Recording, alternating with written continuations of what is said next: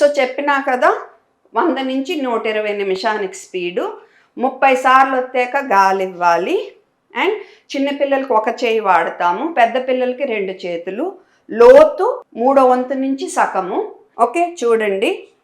Okay 1 and 2 and 3 and 4 and 5 and 6 and 7 and 8 and 9 and 10 and 11 and 12 and 13 and 14 and 15 and 17 and 18 and 19 and 20, 21, 22, 23, 24, 25, 26, 27, 28, 29, 30. So బలం ఇక్కడి నుంచి ఇక్కడికి రావాలి, సెంటర్లో bone మీద.